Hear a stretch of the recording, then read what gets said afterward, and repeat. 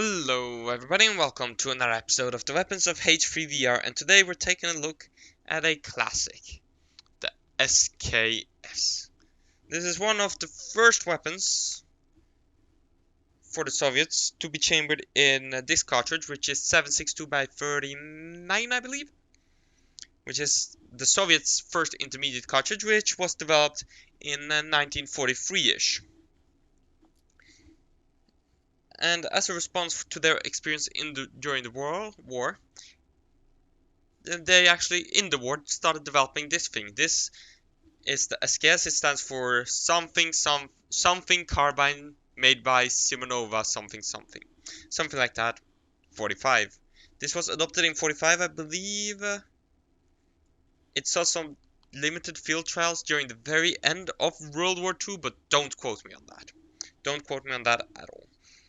It was developed, of course, and it was adopted. The Soviets were, of course, during the time this was adopted as well, developing the AK-47, or Kalashnikov was, and this was adopted as kind of a safe bet in case the AK failed, which of course it didn't.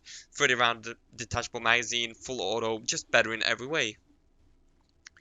That doesn't make this particularly bad, however. It's cheap to produce. There's so many millions of this rifle made. I believe the Soviets produced like 2.7 million, and it was officially replaced by the AK in the early 50s. Of course, the AK had production problems early on, eventually moving to milled, yada yada. So it was in the early 50s, it was replaced by the AK in frontline service, but this rifle is still in use today, just like the M14, as a ceremonial rifle. This is, of course, however, an intermediate cartridge, so it has the advantage over the M14 in that regard, but the M14 has advantages over this because detachable. It is shorter than, say, the Mosin Nagant, which this essentially replaces. This kind of replaces two rifles if you think about it. It replaces the SVT-40 and it replaces the Mosin Nagant, since of course the SVT-40 replaced the Mosin Nagant. Well, the SVT-40 details, but the SVT-40 replaced the Mosin Nagant. But in World War II, war was declared, so the Soviets switched back to Mosin Nagant production since that was cheaper than the SVT-40. However, SVT-40 was still officially replacing the Mosin Nagant, if I remember correctly. So in a sense, this replaced both rifles. Yeah, and well, it's a lot more pleasant to shoot for the soldier. Let's put it that way. It has a 10-round magazine. Internal, it's fixed. So that's 5 more than a Mosin Nagant. It's exactly the same as the SVT. Lighter cartridge, however, makes it lighter to shoot. It's a lot shorter than the SVT or the Mosin Nagant, so it's a lot handier. And of course, it's still like the SVT semi-auto, which makes it an improvement over the Mosin Nagant, a significant improvement. This was licensed, or was it licensed produced? By the Chinese and numerous other places. I believe there's like 50 million of them made, but of course the AK was the dominating rifle. Simple enough. It has a simple adjustable U-notch rear sight, simple front post. Turn it off of safe, of course, which is a bit like M1 Garand. It's short off on the side, but it's near the near the trigger, which of course would be unacceptable in a modern safety setting.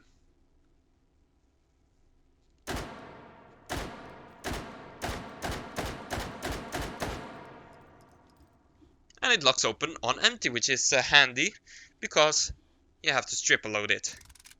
That's one very big drawback of this rifle.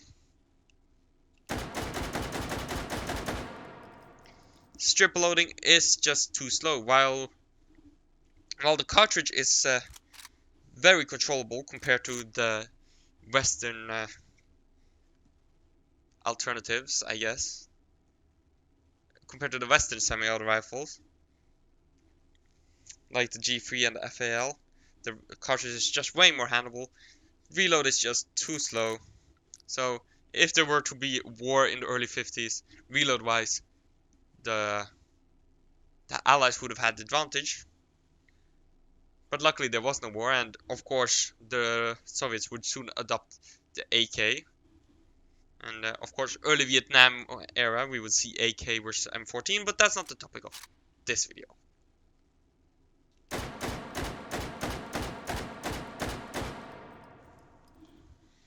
This is just the classic SKS, and this is a lot nicer. We have two SKSs in the game. We have this thing, and which you will see later on. We have the SKS Modern. Do note though, I recorded the SKS Modern video before this one. I did not know we were gonna get this one so soon. I didn't expect this at all, in fact. But this is a much nicer rifle, in my opinion. It's wooden furniture. It looks so much better. But the other one has the advantage of its magazine being a lot quicker to reload.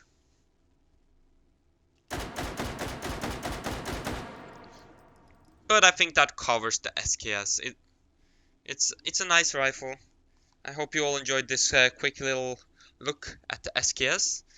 The SKS Modern will come sometime soon, TM, Valve time.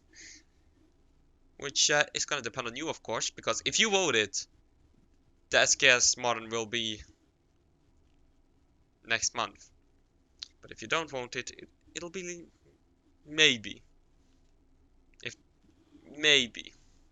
If enough people vote, it'll be nice. But if people don't, it's not gonna happen. So be sure to vote in the poll in the description below. Everybody can vote for it. I do hope you all enjoyed this this video and this rifle. Be sure to leave a like, subscribe, and all of that. And I'll catch you guys in the next one. Bye.